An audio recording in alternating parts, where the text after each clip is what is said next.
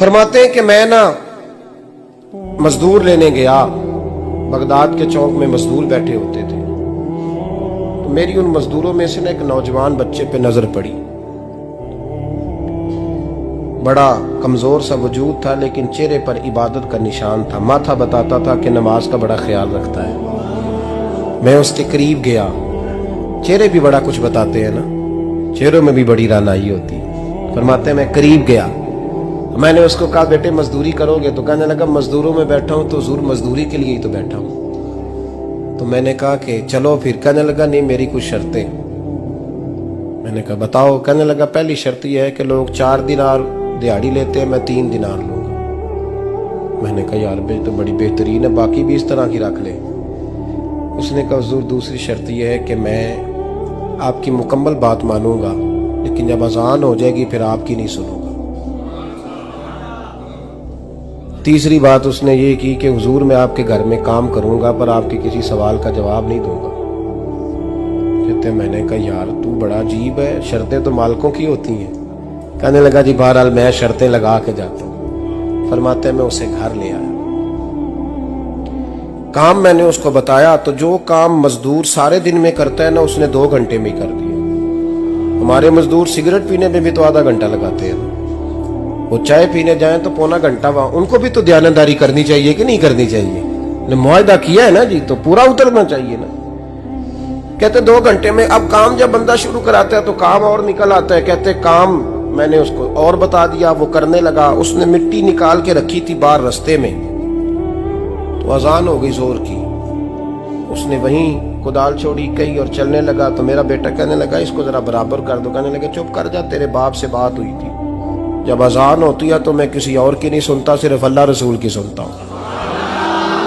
कहते मस्जिद चला गया, नमाज पढ़ के आया तो दोपहर का वक्त था। मेरी बीबी कहने लगी इसको को खाना खा ले।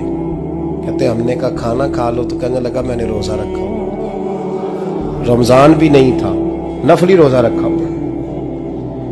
फरमाते हैं शाम हुई, मैंने 3 दिनार दिए। तो मैंने कहा तेरा नाम क्या है? कहने लगा मैंने आपसे कहा था मैं किसी सवाल का जवाब नहीं दूंगा।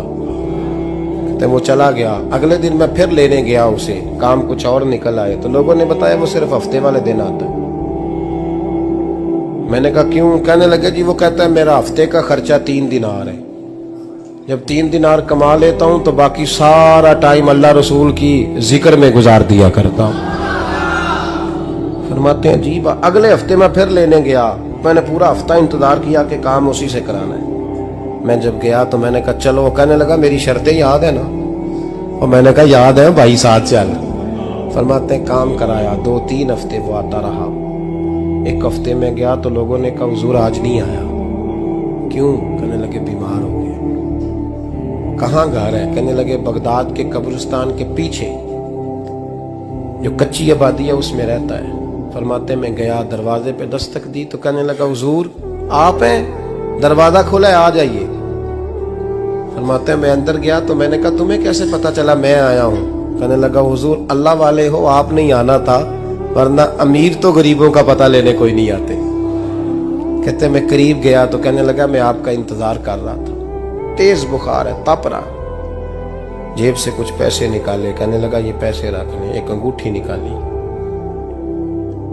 कहने लगा हुजूर आज रात को मेरा इंतकाल हो जाएगा, इन पैसों का कफन खरीद के सुबह जनाजा पढ़ के मुझे दफन कर देना, और जब दफन करो तो ये अंगूठी लेके असर के बाद हारून रशीद के पास जाना। आप उसे कहना मैंने मिलना है पर वो आपको टाइम नहीं देगा। आप उसको आवाज दीजिएगा कि तेरी एक अमानत है मेरे पास, फिर वो आपसे मिलेगा तो अंगूठी दे दे, फिर आप मेरी तरफ से फारिग हैं। हजरत फरमाने लगे तेरा नाम? और कहने लगा हुजूर वक्त थोड़ा है,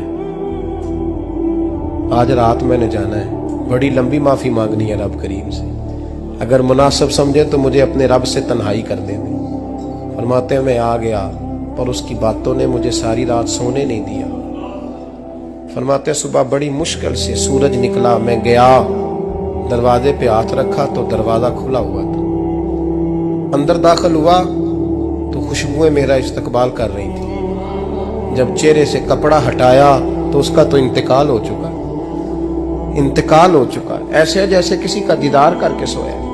कहते मैं तो 2 आदमी ले गया था जनाजे पे, पर पता नहीं दुनिया किधर किधर से आई, कहां कहां से। अखा जदों मीटियां जमाना मैनू रोवेगा, अपना ते अपना बेगाना मैनू रोवेगा। फरमाते हैं मैं तो 2 बंदे ले गया था, पर पता नहीं मखलूक कहां कहां से आई। जनाजा पड़ा, दफन किया। हारून रशीद के पास में असर के बाद गया, मैंने बुलाना चाहा पर बादशाह था, मेरी तरफ देखा ही नहीं। मैंने उसको कहा तेरी एक अमानत मेरे पास है। फरमाते हैं मुझे कोने पे ले गया, क्या बात है, कमरे में बुलाया, मैंने अंगूठी दी। हारून रशीद तो चीखे मारने लगा, कहने लगा अंगूठी वाला कहाँ है? मैंने कहा वो तो इंतकाल कर गया। कहने लगा मुझे कब्र पे ले चल। कहते मैं कब्र पे लाया तो वो लेट गया, तड़प के रोने लगा। मैंने कहा मेरा कलेजा फट जाएगा, ना उसने कुछ बताया ना तूने बताया, ये कौन था? तो हारून रशीद कहने लगा ये मेरा बेटा था। मैंने कहा तेरा बेटा और मजदूर?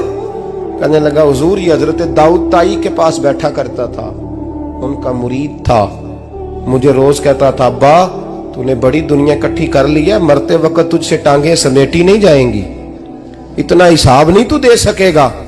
मैं इसको समझा देता, इसकी अम्मा समझा देती। ये रोज हमें कहता छोड़ दो, आ जाओ अल्लाह रसूल की बारगाह में झुक जाएं।